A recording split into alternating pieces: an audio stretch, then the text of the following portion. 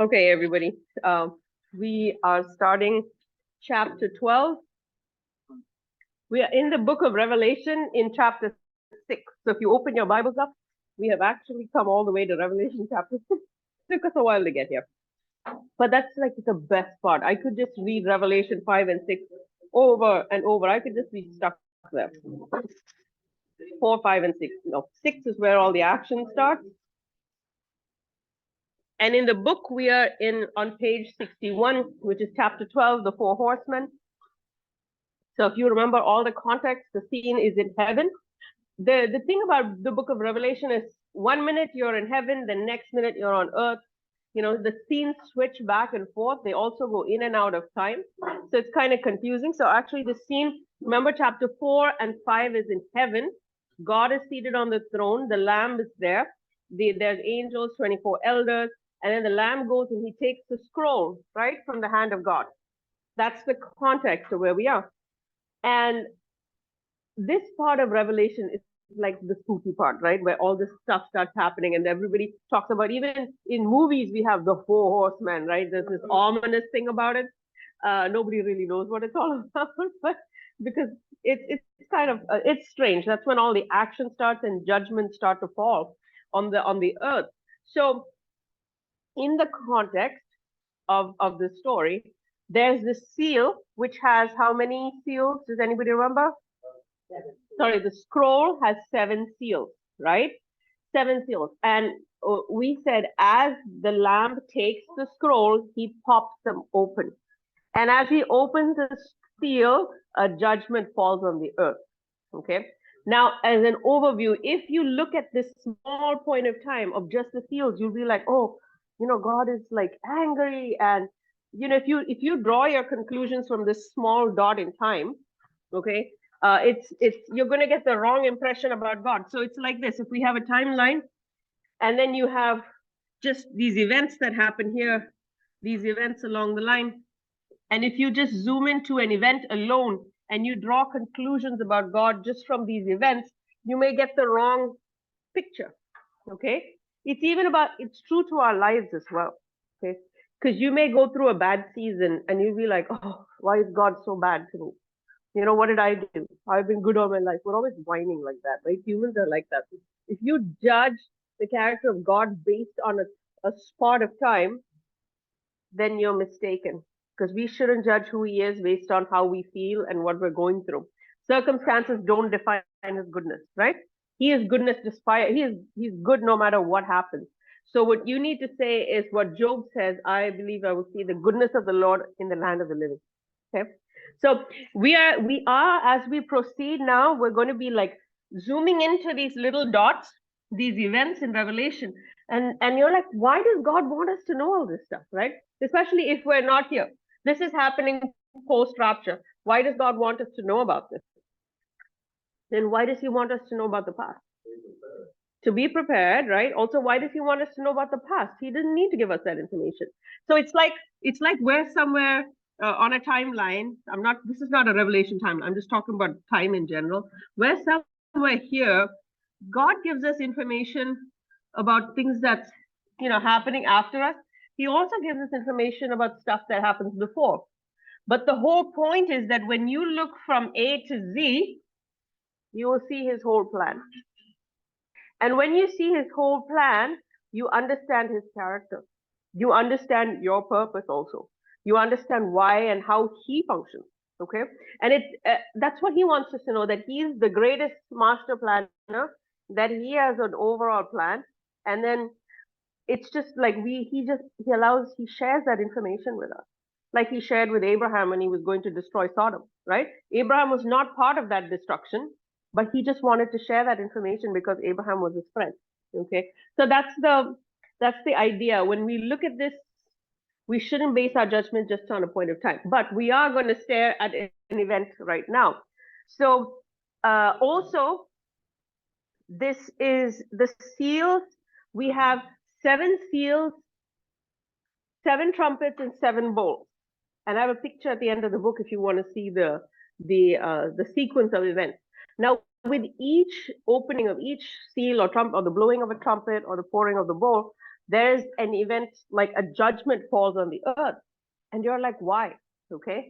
And then as it proceeds, the judgments get worse and worse. Vino has found it. What page is it on? Page 92 has a picture of the seals, trumpets, and bowls. Okay. If you want to kind of know where we're going, keep that picture in mind. Okay, it's this chart of the seals, the trumpets, and the bowls. Page 92, correct? Yeah. So we're now going, so that's the overview. That's kind of like, okay, what we're looking at. And then today we're zooming into the four horsemen. So it's also like this. What's the plan? The Lamb takes the scroll, right? What is he doing? He's taking the title deed of the earth and he is kind of buying it back. But why are these judgments falling on the earth? The judgments are like labor pain, okay? And I'll show you where I got that from. It's in Matthew. It's like each judgment, each earthquake, or each war is like the earth kind of whoop, going through a labor pain, okay? And what's the purpose of a labor pain? It's just the uterus is like, it's time for this baby to be born, right? For new things to happen. Correct. It's the process that you have to go through to actually have new birth happen. So it's the same thing from the earth. If you look at my line, we're going to have seals, trumpets, bowls, earthquakes, famine, pestilence, death. But in the end, there's a new birth going to happen. There's going to be a new heaven and a new earth. The earth is going to be restored. Okay, everything is going to be prepared for the time when Christ rules on the earth. So that's your perspective. Okay, I need you to have that in perspective. Each of these judgments is like a birth pang. Okay, because the earth is going to be renewed.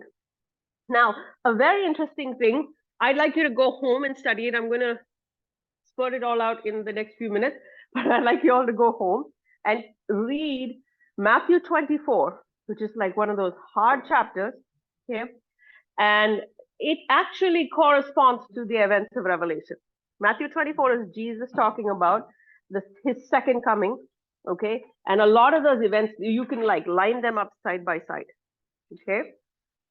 And those are very confusing chapters again, because people read it and they think, because the disciples actually asked him in Matthew 24, they said, Lord, what is the sign of your coming and of the end of this age?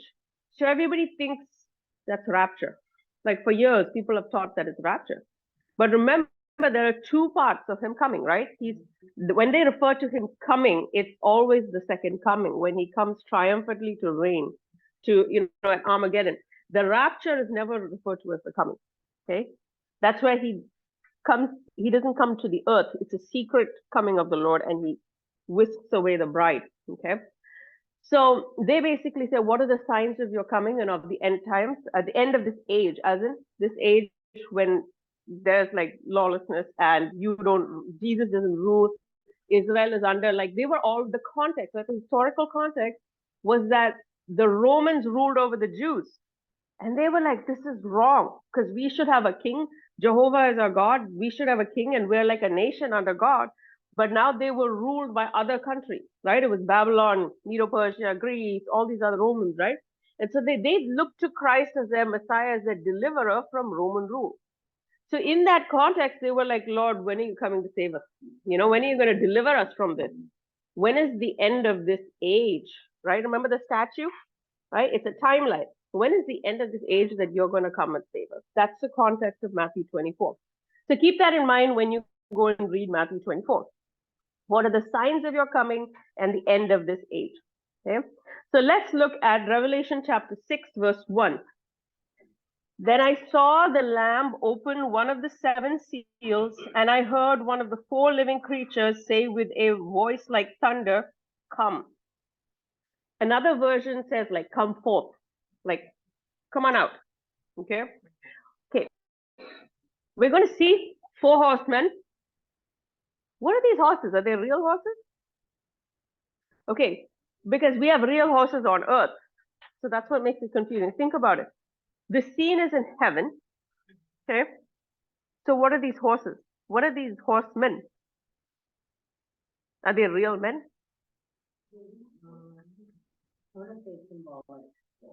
Okay, these are okay, so these are good questions. I want you to think about it. Number one, is this a real horse, like the one you see running around on a ranch? What do you think? No, I don't think it's a real horse. Why? Because we're in heaven, right? Okay. Number two, is it symbolic? It could be. But I think they're real beings. Are they real beings? Yes, they are real beings. Why? Because they all go and do something. Okay, they like go and do this thing, and then they go and do something. Okay, so who are these? Huh? Elijah, what's the name? Elisha? Mm-hmm. Oh, Gehazi. Mm-hmm. His eyes were open. Correct. And he saw the captain of Yes. the on his horse. He saw the horsemen of Israel and the chariots thereof. Right. Okay, also Elijah was taken up on horses. On horse. Right? Regular horses can't make it to heaven. Okay, Yeah. so this is a spirit being. Okay, now also Zechariah shows the angel of the Lord riding on a red horse. Okay, regular angels are not seen running around on horses. I mean, just the regular, they're not regular, but I'm just saying this level angels. This is where the concept of unicorn. No. Okay. Okay. When all when this book was written, Uh-huh. it was written by John, Mm-hmm. and the things that he knew, Mm-hmm. and somewhere in the Bible it talks about having church, but church go about with their eyes of fire. Yeah. Mm-hmm. That, You don't have that's to all carry it like, is. If you look on the highway and see what you see. you look like headlights. Yeah. What you know, what you don't do. Correct. You Exactly. have to fit the word, the imagination that you look. Yeah. The image you look. Yeah. Yes, So- he didn't have vocabulary. They didn't even Correct. know the word car. Yeah. Okay. That's fine. So what I'm trying to say is it's not like a physical thing, like this chair is a physical thing, right? But I'm not saying it's not real. Just because it's in the spirit realm doesn't mean it's not real. We are looking into the spirit realm and we are seeing these four beings on four horses, okay? They're like spirit beings. How do I know? Because of what's going to happen. And they have influence. Now, Revelation is very interesting. It is a snapshot, which is why it's so strange, because we're only so used to seeing in two dimensions, right? Like this chair. This is it. There's a chair, there's a ceiling, but there's so many dimensions. This Revelation is like a combination. It shows you. It's so funny. It's a combination of God, angels, demons, humans. It's this interaction of everything. And it shows you the scene in heaven when God says something, what happens on earth. What the angels do, what happens on earth. That's what you're seeing all the dimensions together. Okay, so first seal, let's move into it, then it'll make more sense. I'm on page 61. I looked and there was a white horse, blank one is white horse. The horseman on it had a bow. A crown was given to him. So blank one is white, blank two is bow, blank three is a crown. A crown was given to him and he went out as a victor to conquer. All right, he is on a white horse. So many people look at this and they're like, white horse. Okay, I know someone on a white horse. He had a crown and he's going out to conquer. This is one of those contested portions in Revelation where they're like, that's Jesus. Okay, because in Revelation 19, you see Jesus on a white horse with the crown. He's also conquering. Okay, why I don't think this is Jesus, and I think it's pretty clear. Okay, but like if someone wants to think it's Jesus, it's fine. It's fine. You can. All right. Please, you can believe whatever you want to. But here I'm going to show you why. Okay, just because of the company he's keeping. I really don't think this is Jesus. Okay, because we have war, famine, death. Why would Jesus be leading these people? Number one. Okay. Next. Yes. The next thing. Let's just fill in the blank. Many equate this crowned rider with Jesus. Okay, blank 4 is Jesus. Let's just look at him. He has a bow. Okay, but Jesus in Revelation 19 has a sword. So you have white horse, crown, bow, sword. Both of them are conquering. They look very much like each other. Okay, but this guy's crown is a victor's crown. The word is actually Stephanos. Oh, it's not writing. Okay. Stephanos. So a crown is given to him. Okay. It's a victor's crown. But it is different from the crown that Christ wears in Revelation 19, which is diadema. I'll write it down. Glorious. That is a crown of authority. No. Diadema is a crown of royal authority. Yeah, I guess glory is associated with it. Okay. But so as in, this is Stephanos is a conquering, like, you know, when you won the games, the Olympic games, like you were given a wreath, like you conquered, you won. Okay. So it's that's the implication. And it's given to him. Okay. But Jesus is wearing a diadema, which is a crown of royal authority that kings wear, rulers wear. Okay. So it's just slight differences. They look similar. Jesus has a sword. This one has a bow. Now, he is none other than the Antichrist, which is blank 5. More accurately, now, when we see the word Antichrist, what do you think?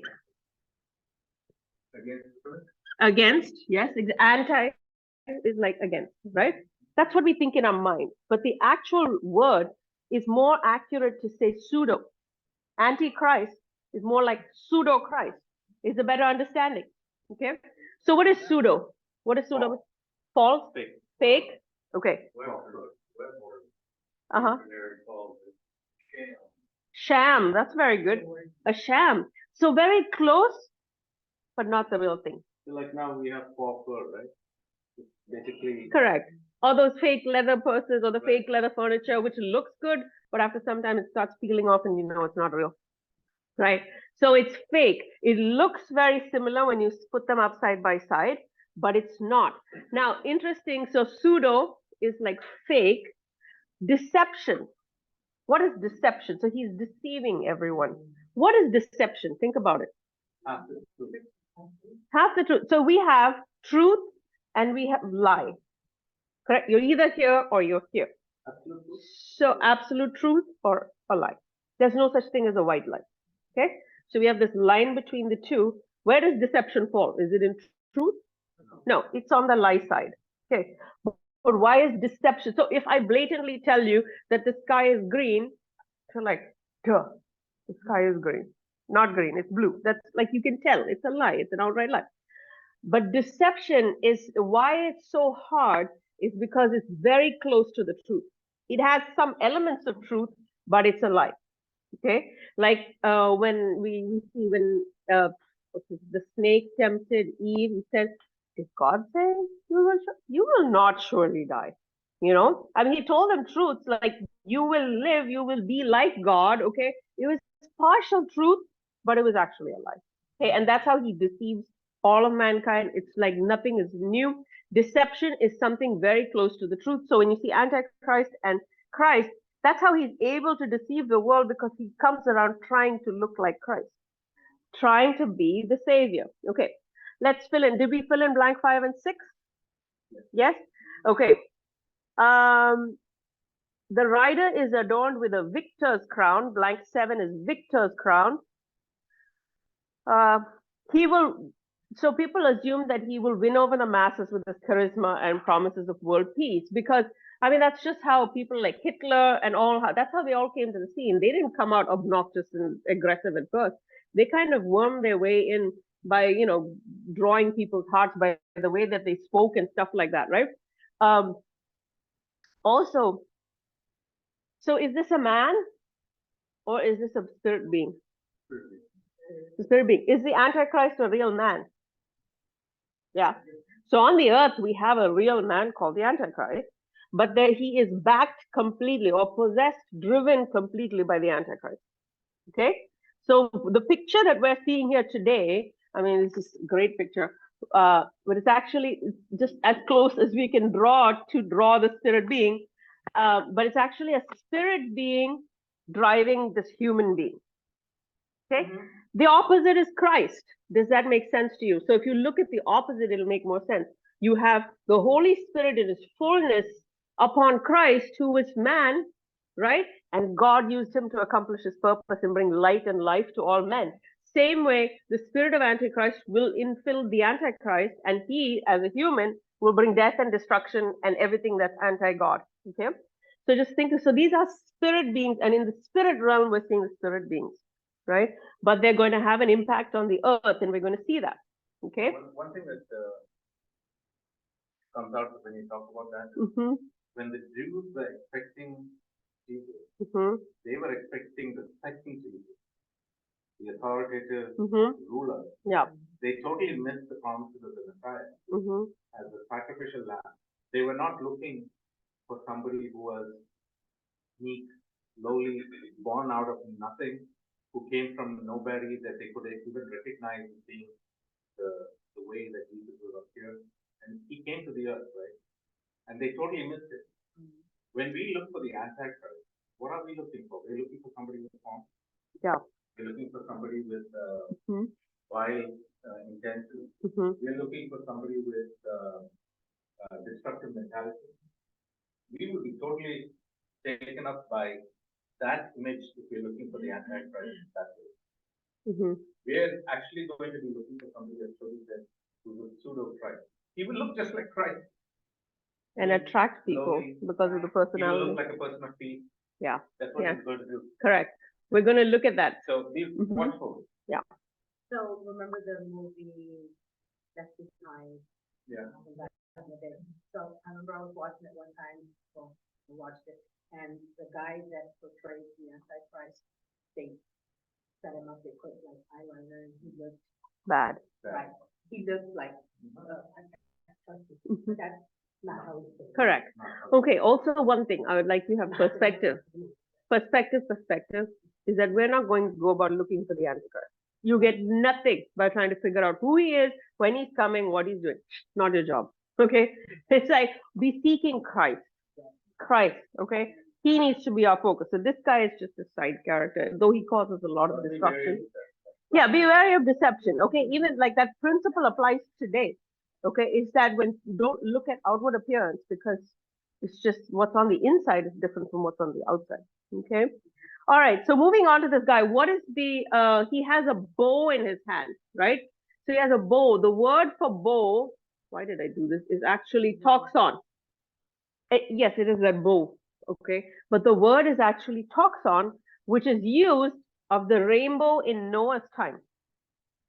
So it says, if you read the original language is Noah, it's a symbol of covenant, of promise, right? Of covenant and promise. So the symbol of the rainbow, the word for rainbow there is toxon in Noah's time. It's the same word that this Antichrist has a bow, which is toxon. Okay, it's representing covenant. Okay, now I'm kind of jumping back to the book of Daniel, so it may not make sense today, but if you read the book of Daniel, this study, we kind of looked at it there. He will make a firm covenant. This is Daniel 9:27. Blank 8 is covenant with many for 1 week. Week is blank 9. Okay, so what does that mean? If you remember, if you've done our Daniel study, basically they equate the 7 years of tribulation is referred to the 70th week of Daniel. So it's called a week. And we will go through this in detail as we follow. But basically the Antichrist rules for 7 years. That's the time of tribulation. Okay, that's the time allotted to him. And during that time, like there's two halves. There's the first half and the second half. And during the first half, it's not so bad because he kind of makes a covenant with people and he's friendly and blah, blah, blah. And during the second half, he reveals who he is. And then Israel realizes who he is. Okay. But the bow represents covenant, is that he'll make a covenant with people. Okay. So you don't go about making covenants with the worst prisoner on death row. You know, it's just like, no. But you make covenants with people who are agreeable and sweet and lovely. Okay. So the contrast to Jesus, okay, in Revelation 19, Jesus is armed with a sword. Blank 10 is sword. But here, the Antichrist is armed with a bow. 11 is bow. So the Jews kind of accept him in the first half, and the second half of the tribulation, all hell breaks loose. Okay. So the comparison to Matthew 24. So we just had one picture here. Compare it to Matthew 24, where Jesus is talking, these are the signs of my coming. Okay. Is Jesus replied to them, watch out that no one deceives you. Blank 12 is deceives you. For many will come in my name. Blank 13 is name, saying, I am the Messiah, and they will deceive many. So it directly corresponds. I mean, if you read Matthew 24, it's like a verse here, a verse here. There's a verse for everything. They correspond side by side, what Jesus said and what Revelation. The next guy, the next horse. Then another horse went out. I'm on Revelation 6:4. Another horse went out, a fiery red one. Blank 14 is red. And its horseman was empowered to take peace from the earth. Blank 15 is peace. So that people would slaughter one another. And a large sword was given to him. Blank 16 is sword. Red, peace, and sword. So the colors also have a symbolism, right? White displays royalty, glory, all of that, right? It's fancy. All these beautiful horses are white, right? What kings, Purity. Okay. And the red horse symbolizes what? Bloodshed, slaughter, war. But it's interesting that this horseman has the power to rob the world of peace. So when you take away the peace, what settles in? What? If I turn off the lights, what moves it? Darkness. Same way. Peace is just taken away, just unrest, right? War, everybody starts fighting with each other. And so that's the large sword that he has in his hand. If you look at the picture, so we have here this, I love these pictures. They're so beautiful. And just the details of how they, something protrudes off the picture. It's so fantastic. So he has a large sword in his hand. And so everything depicts something, okay? So he's going to go about bringing war and destruction. And then a nation will rise up against nation. And there's wide bloodshed, sorry. This is 1 Thessalonians 5:3 says, I'm on page 66, when they say peace and security, so the Antichrist will basically be like, peace, security, form a covenant with me, right? Then sudden destruction, blank 17 is destruction, comes on them, like labor pains come on a pregnant woman, and they will not escape. So blank 17 is destruction, blank 18 is labor. So here, you see how we compared each thing that happens is like a terrible contraction, okay? So you're going to have the Antichrist coming on. Then you have the red horse, which is war, right? The lack of peace, rather, right? And then it's like the labor pains. Destruction is happening. I was going to cross out the peace. That's why I wrote it there. You take away peace and you have war, right? Is there a certain time frame between the two labor pains or each labor pain? So they're consecutive, right? They're one after the other. Okay. I mean, that's the way it's showing here. Okay. And that's the order also in Matthew 24. So here I'm setting Matthew 24, verse 6 to 7.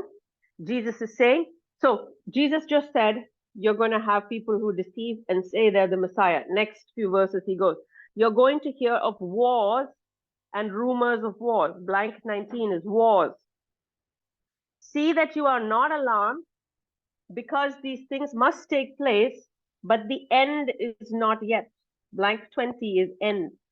So the time period that she asked about, each one is a different period. Correct. Yeah. So the first thing is yes. Thank you. But there is no time frame. It's just between the seals, between each seal being open. I don't know if it's a day or a week. That is not sealed. okay. But they are in order. But they're in Yeah. order based on each. Yeah. Yes, it all happens within that 7-year period. Like, because when you go through the labor, you actually have You have, and correct, when you actually go through labor, you have a section of time where it's slow and it's tolerable. Cool. and then you have a really bad part in the end, which is horrible, just everything's flying out of control. It's exactly like that. You have the tribulation, which is 7 years. The first 3.5, not so bad. The last 3.5, really bad. Okay. So if you want to see in page 90, I would think that the first 3.5 goes up to the Horsemen, or maybe earlier, yeah, I would, as we study the next few, I'm not sure, I have to study. It's a very broad approximation. Yeah. Sun, Moon, and Stars is kind of like the first 3.5 years, still the Sun, Moon, and Stars, and then after that Yeah. By the end of this book, we will know. So what was I going to say now? Okay, I forgot. All right, it's fine. Let's keep moving. So basically, he's saying there'll be wars and rumors of wars, but the end is not yet. You know how we think, oh my gosh, there's an earthquake, the world's going to end. He's like, no, not yet. Okay. And believe me, when we have earthquake and COVID and stuff, we're not even seeing, we haven't even scratched the surface of what is going to see, what's going to be seen here. Okay. So don't be like afraid. The point of this is not to be afraid and scare everybody into heaven. No, the point is to just know and keep moving. Okay. So the end is not yet. Nation will rise up against nation and kingdom against kingdom. So it's a parallel passage. Okay. What I just read. And these are just the signs of Christ's appearing. That means he's coming on that end. These are just signs. When you see those signs, you know he's coming. Not the rapture, the second coming. When he returns in glory. And this event, when he returns in glory marks the end of the age. Okay? I know this is a lot, but I need to keep moving. So go home and read Revelation chapter 6 and put Matthew 24 next to it. It'll make a little more sense. Okay?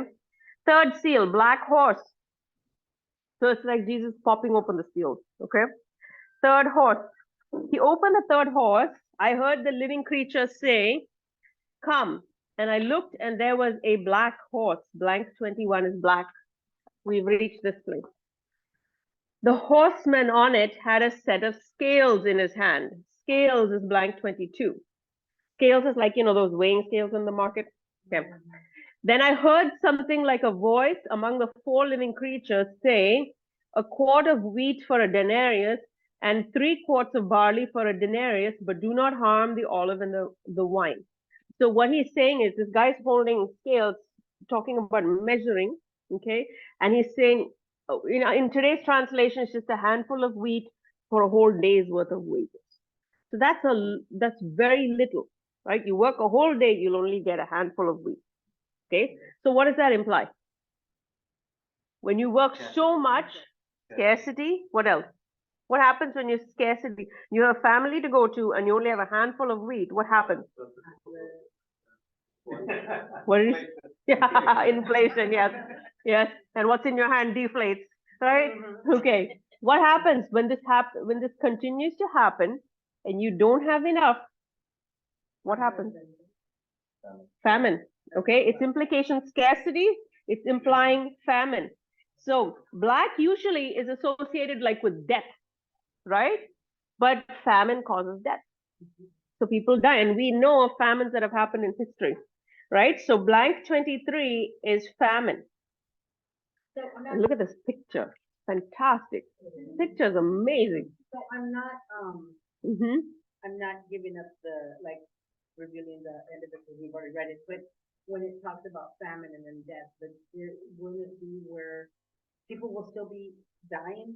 I mean, they'll die, because I know there's a part in where it says that people won't die. But that's further down. That's further down. Okay. That's another phase later on. Okay. But here, if you look, the artist actually looked at people in Auschwitz as he drew this picture.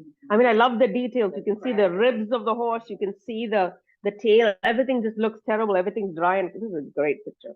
Such a good picture. Anyways, again, a spirit being that goes out and actually brings famine to the earth. Okay. Next page, we're on page 68. Food will be rationed as it is given out by weight. We're like, we don't care how big and tall you are, this is it. You know? We don't care if you're diabetic or you have a heart, just this is it. This is all you get. So it's famine. Now, an interesting thing is you're eating bread by weight. It's weighed out and given to you. It's actually a curse from the Old Testament. It says, if you depart from God, the Israelites, if you depart from God, you will eat bread weighed out, nothing in plenty. So times of plenty are blessings from God, right? We have more and you'll be full and you'll eat and you'll have, oh, I'm done. Correct, right? It's a curse that comes on where you're like fed by weight. Okay, so that's blank 25. It's a curse. Just one more. Okay, one more horse. And when you put Matthew 24 beside this guy, it says there will be famines, pestilences, earthquakes in various places. So Matthew 24 also talks about it. Okay. So that's why it's mistaken. It's when people, they think, oh, this is the sign of Jesus is coming as in the rapture. They'll say all these things must happen before the rapture. That's when it gets messed up. Okay. It's not messed up. It's another view. Okay. So sorry, not messed up. Another view. But, you know, I was thinking about it today. In all the plagues of Egypt, right? What happened? God brought the plague down on the kingdom of Pharaoh, all these plagues. But what happened to the Israelites? They were in the land of Goshen and nothing touched them, right? So it's why? Because that's his principle. It's like he keeps his people safe, right?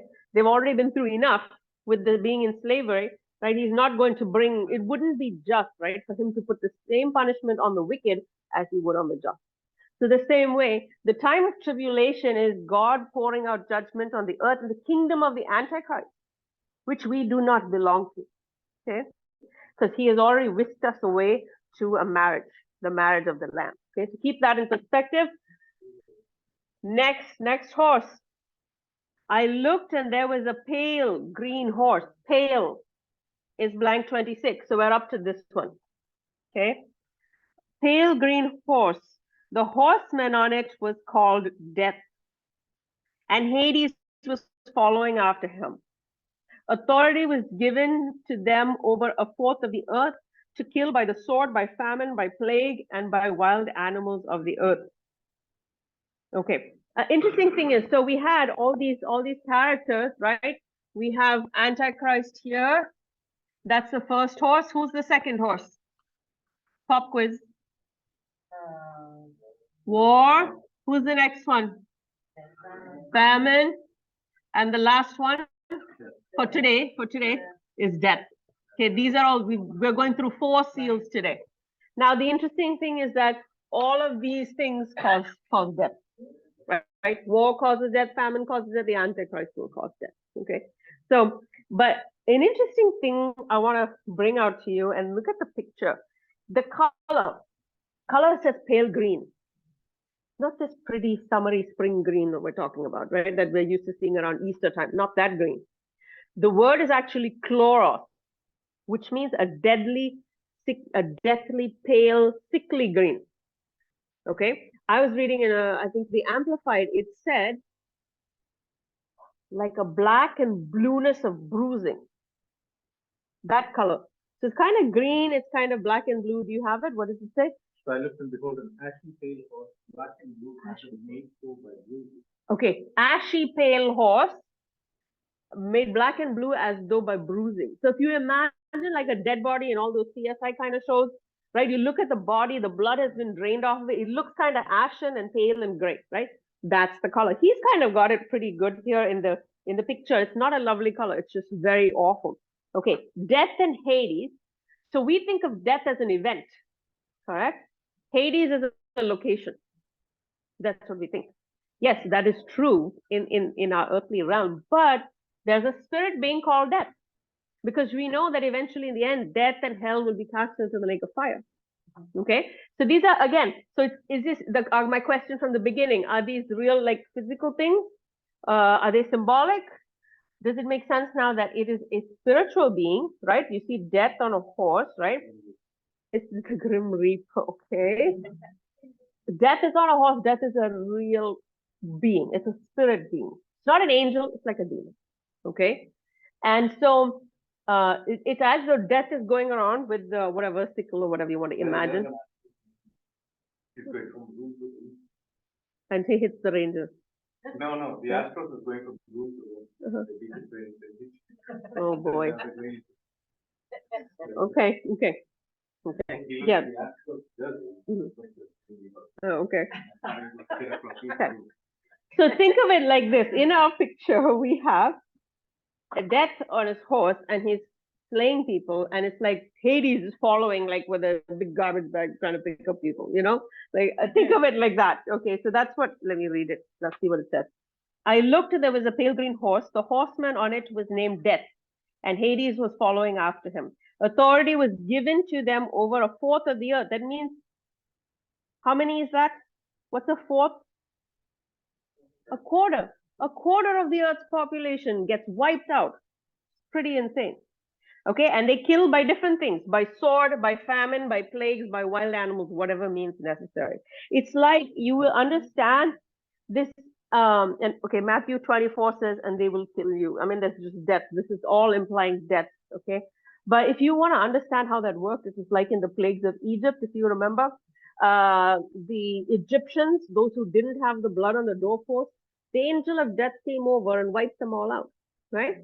It's a physical thing. It came and it took their spirits and they died. That was the only thing that did cause to everyone, right? It was to whoever didn't have the blood. Right. Okay. If they didn't have the blood. But I would think they were smart enough by that time to know to put the blood on the doorpost, right? Because they'd seen all the other plagues come to pass. So if I was a reasonably smart Israelite, I would have put blood. Because he said it's coming, it's coming. So just to show you how that operates, okay? So these are the 4 seals. I don't want you though to be like in fear when you read this. Okay. By the way, just a recommendation on how, as we're studying Revelation, I would just go back to the beginning and start reading again. Okay. Because I want you to stay in perspective. Because the chapters now, from chapter 6 to chapter 19, is like bang, crash, earthquake, fly, death, destruction. And if you just get stuck there, staring at the Antichrist, looking for the Antichrist, it can be very like depressing. It can change your personality, the way your outlook on life, right? So we don't want that to happen. We want to be focused on who's our tour guide. It's Jesus. Who are we looking for? We're looking for Jesus. I want you to keep this whole plan in perspective. Okay? We're already gone. Yeah, no, yes, we're already gone. Very important. But he wants us to know this. So we should know it, but keep the big picture in mind. Who's still seated on the throne? The whole time, God the Father seated on the throne. Jesus is in the throne room of heaven, seated at his right hand. He's the one calling the shots, opening the seals, right? He's the one in charge. And it's a good picture of God's character. And you've seen it before, because when you see destruction happen on the earth and you're like, where is God? This bad thing happened to me, this horrible thing happened to me. Why? Right? The Bible says that when the flood of Noah happened, it said God sat enthroned above the flood. Okay, none of these things affect his character. He's not caught by surprise. He's not toppling off his throne. He's not like, oh my God, okay, I didn't know that would happen. Oh no, I need to come up with plans. No, nothing. Nothing changes who he is. It says there is nothing that compromises his character, right? It says righteousness and justice are the foundation of his throne. Okay. So yes, we go through bad times too, right? He does not mean that he is bad. So yes, we're not denying the bad things that people have done to us or what we've been through or somebody died or some devastation or terrible thing. Yes. Okay. But if you look to God and if you focus on the fact that righteousness and justice are the foundation of your throne, right? It changes your perspective because you know what? You're seated with him in heavenly places. Okay. And so because you can see people go through like terrible life circumstances, and we're not saying it's not bad. We're saying, yes, it's bad, but they can never recover from it. They can never move on. They remain bitter and horrible. And, it changes them. You can see they become old and crotchety and anxiety ridden or pain ridden or bitter, right? It's because we need healing. We need healing. Okay. And healing comes from the throne of God. So yes, the bad thing happens, but we're not going to be living in that moment forever. Okay, so take it to God, this horrible thing, and be like Job, who said, yeah, we're going through bad stuff now. By all means, tell God. Okay? But like Job, you say, I know I'm going to see the goodness of the Lord in the land of the living because we're connected to him, because we're seated with him. His goodness is available to him. He didn't say bad stuff won't happen, right? But in everything, when he's done, it will be good. Even Ruth. Even Ruth. So much So much destruction. bad happened. Correct. She could have been salty. Yeah, exactly. But she was still a beautiful woman. She had what the Bible calls chayil, which was like she was clothed in like a righteousness. She was upright, right? And then she worked hard. She didn't let the darkness of the past affect her future or her today. Okay, so we need to be like that. Now, for next chapter, we are going to go into fifth, sixth seals. Fifth and sixth seals. I would like you all, your homework is to kind of read Matthew 24. It's confusing. If you have questions, write them down. Bring them in for questions next week at 9 o'clock. Because Matthew 24 is a difficult chapter. Okay, it's not an easy chapter. It's pretty confusing. And read Revelation chapter 6. I would say go ahead and read on. Read on a little more. Okay, and come back with questions if you have any. And when you have free time, turn off the television set and just read Revelation chapter 1 onwards. It's just good for you. Remember, every time you read it, a blessing will come to you as you hear it. Okay? Yeah. It is. It is. A lot of people don't even have an idea of what's going to take place or what the Bible says about the Mm-hmm. way that they are living. And I deal with a lot of worldly people, Mm-hmm. and